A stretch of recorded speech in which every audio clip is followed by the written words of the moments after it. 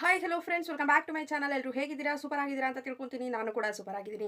ಗೃಹಲಕ್ಷ್ಮಿ ಯೋಜನೆಯ ಹಣ ಇಲ್ಲಿವರೆಗೂ ಕೂಡ 2,000 ಜಮಾ ಆಗ್ತಾ ಇತ್ತು. ಇನ್ನು ಮುಂದೆ 3,000 ಕೊಡ್ತಾರೆ ಅನ್ನೋ ಒಂದು ನ್ಯೂಸ್ ವೈರಲ್ ಆಗ್ತಾ ಇದೆ ಅಂತಾನೆ ಹೇಳ್ಬೋದು. ಹಾಗಿದ್ರೆ ನಿಜವಾಗ್ಲೂ 3,000 ಹಣವನ್ನ ಕೊಡ್ತಾರಾ? ಸೊ ಇದೇನಾದ್ರೂ ಫೇಕ್ ನ್ಯೂಸಾ ಅನ್ನೋದ್ರ ಬಗ್ಗೆ ಕಂಪ್ಲೀಟ್ ಮಾಹಿತಿಯನ್ನ ತಿಳಿಸ್ಕೊಡ್ತೀನಿ.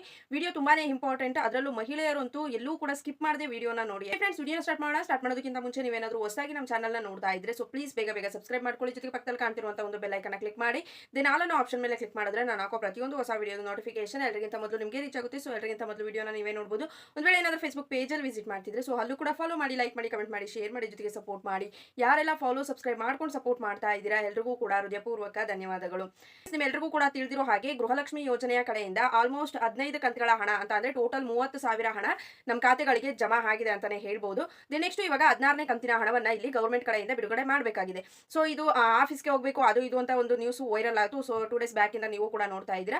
ಸೊ ಇವತ್ತು ಬಂದಿರುವಂತಹ ಒಂದು ಹೊಸ ನ್ಯೂಸ್ ಏನಂತ ಅಂದ್ರೆ ಗೃಹಲಕ್ಷ್ಮಿ ಯೋಜನೆಯ 2,000 ಹಣವನ್ನ 3,000 ಹಣಕ್ಕೆ ಇನ್ಕ್ರೀಸ್ ಮಾಡ್ತಾರೆ ಅಂತ ಅಂದ್ರೆ 1,000 ಎಕ್ಸ್ಟ್ರಾ ಅಂತ ಅಂದ್ರೆ ಇನ್ಕ್ರೀಸ್ ಮಾಡ್ತಾ ಇದ್ದಾರೆ ಅನ್ನೋ ಒಂದು ನ್ಯೂಸ್ ಇವತ್ತು ಓಡಾಡ್ತಾ ಇದೆ ಅಂತಾನೆ ಹೇಳ್ಬೋದು. ಸೊ ಇದ್ರ ಬಗ್ಗೆ ಎಲ್ರಿಗೂ ಕೂಡ ಕ್ವೆಶ್ಚನ್ ಮಾರ್ಕ್ ಇದ್ದೇ ಇರುತ್ತೆ. ಇನ್ನ ಕೆಲವೊಬ್ರು ಹೇಳ್ತಾರೆ ಕೊಡ್ತಿರುವಂತ 2,000 ಹಣವನ್ನೇ ನೆಟ್ಟು ಕೊಡ್ತಿಲ್ಲ, ಇನ್ನ 3,000 ಹಣ ಯಾವ ಕಾಲ ಕೊಡ್ತಾರೋ. 2,000 ಹಣನೇ 3 ತಿಂಗಳು ಗಟ್ಟಲೆ ಮುಂದೂಡ್ಕೊಂಡು ಹೋಗ್ತಿದ್ದಾರೆ. ಇನ್ನು 3,000 ಹಣವನ್ನ 6 ತಿಂಗಳು ಇಲ್ಲ ವರ್ಷ ಮುಂದೂಡ್ಕೊಂಡು ಹೋದ್ರು ಎಲ್ಲೇನೋ ಏನು ಹೇಳೋಕ್ಕಾಗೋದಿಲ್ಲ ಅಂತ ಹೇಳ್ತಾರೆ. ಇಲ್ಲಿ ಈ ನ್ಯೂಸ್ ಏನು ವೈರಲ್ ಆಗ್ತಿದೆ ಅಂತ ಅಂದ್ರೆ ನಿಮ್ಮೆಲ್ಲರಿಗೂ ತಿಳಿದಿರೋ ಹಾಗೆ ಮುಂದಿನ ತಿಂಗಳು ಅಂತ ಅಂದ್ರೆ ಮಾರ್ಚ್ ತಿಂಗಳಲ್ಲಿ ಏನು ರಾಜ್ಯ ಸರ್ಕಾರದ ಒಂದು ಬಜೆಟ್ ಮಂಡನೆ ಆಗುತ್ತೆ ಅಲ್ವಾ.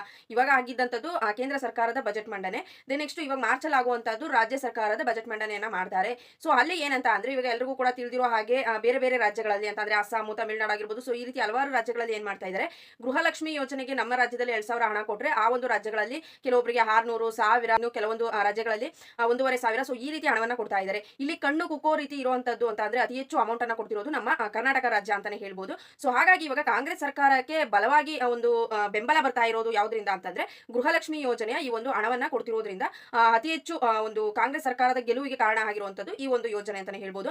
ಸೊ ಈ ಒಂದು ಯೋಜನೆಯನ್ನ ಕರೆಕ್ಟ್ ಆಗಿ ಅವರು ನಡೆಸ್ಕೊಂಡು ಹೋದ್ರೆ ಮುಂದೆ ಬರುವಂತಹ ಎಲೆಕ್ಷನ್ ಅಲ್ಲೂ ಕೂಡ ಅವರು ಗೆಲುವನ್ನ ಸಾಧಿಸೋದಕ್ಕೆ ಸಾಧ್ಯ. ಸೊ ಈ ರೀತಿಯಾದಂತಹ ಒಂದು ಮೈಂಡ್ ಸೆಟ್ ಅನ್ನ ಇಟ್ಕೊಂಡು ಇವಾಗ ರಾಜ್ಯ ಸರ್ಕಾರ ಹಣವನ್ನ ಇನ್ಕ್ರೀಸ್ ಮಾಡೋದಕ್ಕೆ ಹೊರಟಿದೆ ಅಂತ ನ್ಯೂಸ್ ಅತಿ ಹೆಚ್ಚು ವೈರಲ್ ಆಗ್ತಿರುವಂತದ್ದು. ಸೊ ಈ ನ್ಯೂಸ್ ವೈರಲ್ ಆಗ್ತಿರೋದು ನಿಜ ಅಂತ ಅನ್ಸುತ್ತೆ. ಯಾಕೆಂತ ಅಂದ್ರೆ ಈ ಒಂದು ಗೃಹಲಕ್ಷ್ಮಿ ಯೋಜನೆಯ ಒಂದು ಬೇಡಿಕೆಯನ್ನ ಇಟ್ಟಾಗ್ಲೇನೆ ಕಾಂಗ್ರೆಸ್ ಸರ್ಕಾರ ನಮ್ಮ ರಾಜ್ಯ ಸರ್ಕಾರದಲ್ಲಿ ಆಡಳಿತಕ್ಕೆ ಬರೋದಕ್ಕೆ ಕಾರಣ ಆಗಿದ್ದಂಥದ್ದು. ಸೊ ಹಾಗಾಗಿ ಇವಾಗ ಏನ್ ಮಾಡ್ತಾ ಇದ್ದಾರೆ, ಮುಂದಿನ ಎಲೆಕ್ಷನ್ ಅಲ್ಲೂ ಗೆಲ್ಬೇಕು ಅಂತ ಅಂದ್ರೆ ಇದೇ ರೀತಿ ಒಂದು ಭರವಸೆಗಳನ್ನ ಕೊಡ್ತಾ ಇರಬೇಕು, ಯೋಜನೆಗಳನ್ನ ಕೊಡ್ತಾ ಇರಬೇಕು, ಗ್ಯಾರಂಟಿಗಳನ್ನ ಕೊಡ್ತಾ ಇರಬೇಕು.